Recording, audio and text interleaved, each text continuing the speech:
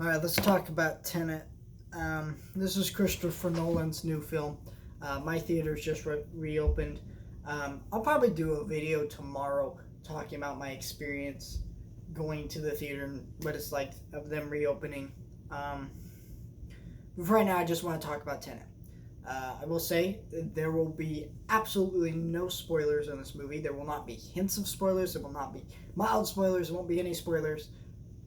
And I would love to do a spoiler review, but I do not feel like this is an appropriate time to do this because this film is in theaters, it's playing places, but majority of everyday people who would like to see this movie cannot see it because of the way it's being released.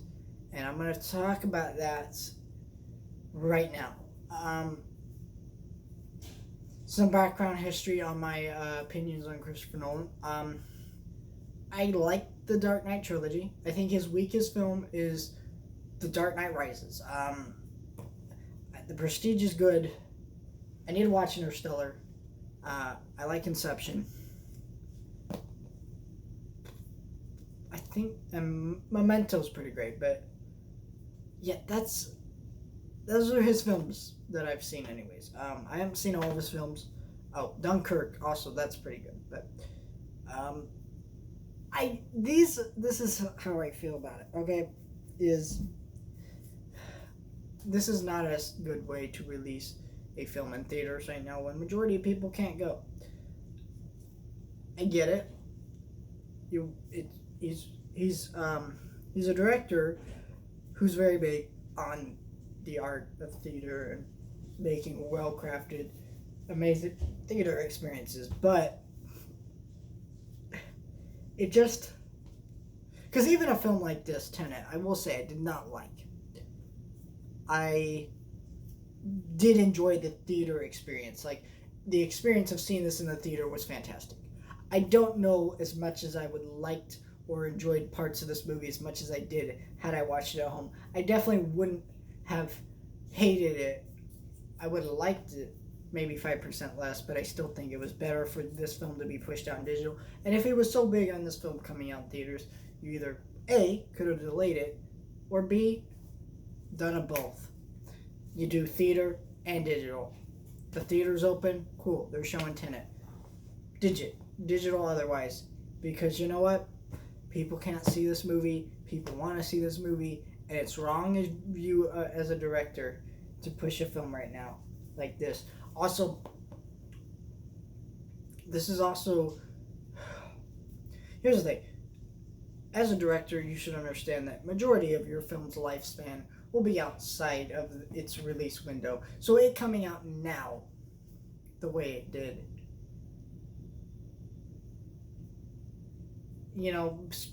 wow, I want people to see the film on the big screen. Well, are they always going to see your film on the big screen 20 years from now? No. And so I don't understand, and I do understand Christopher Nolan's intention with this film. I think he wants to preserve this art of cinema type kind of angle, which you know what, I'm okay with. Sorry, my angle was off there. I'm okay with that, but at the same time, it's very, I don't know, I'm frustrated. I think Christopher Nolan is a very pretentious director. He's like, I make art. I'm an auteur. And yes, he is. He does make art. He makes well-crafted, good movies, but at times he's just really pretentious. And I think this movie cemented my thing, man. Let's start with the pros of this movie, and then we'll get to the cons. This is an incredibly well-directed movie. The cinematography, the editing, all the performances, the pacing, all of it, phenomenal. I had issues with the pacing, but the issues with the pacing weren't the way it was paced. It's the way certain things of exposition were delivered. And that it's hard to say what that falls back on. The score here, the sound design, incredible. Nolan's always great at that. where this movie felt. I really like the James Bond. It kind of like a more gritty, violent, brutal James Bond film, almost with kind of the gadgets, kind of the weird technology. Imagine like Live Die Repeat with Tom Cruise, kind of the type of technology, I guess, in that film. And then you take the tone and vibe of a James Bond movie, and that's kind of what this movie feels like. Um,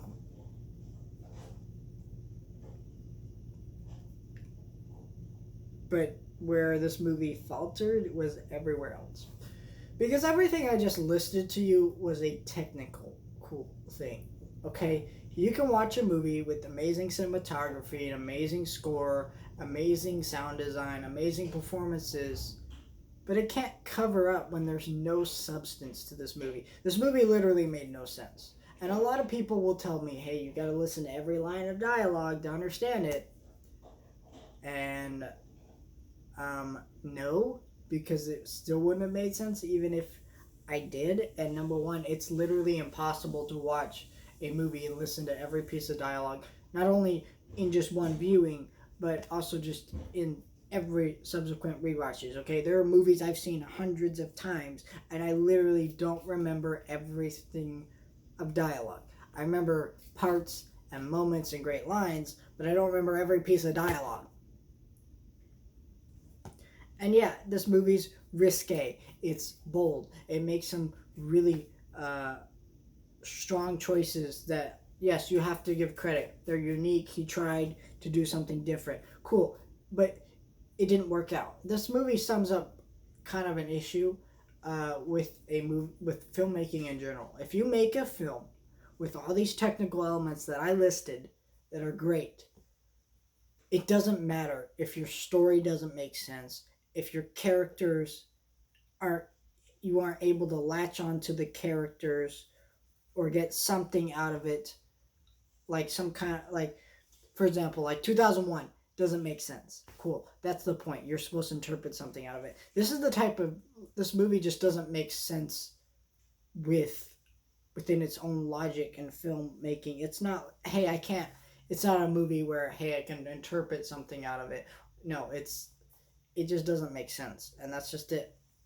There's no characters, there's no story to latch onto. There's some cool action, cool visuals that is incredibly well directed and well crafted, but what's behind that is an empty story with empty characters that don't make sense and aren't worth and aren't easy to follow, but there's nothing to make it go, well, it's not that easy to follow, but at least I had this one character I latched onto. There's just nothing. This is a substance-less film. And I think why it's so divisive is because all these things are so good, and it is a great theater experience, but when you watch the film,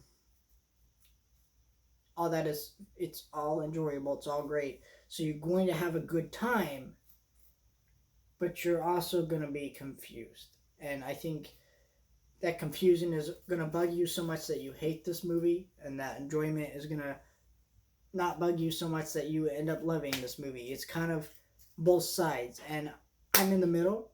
I think there's enough. This is a very, very low C-. I don't think it's terrible.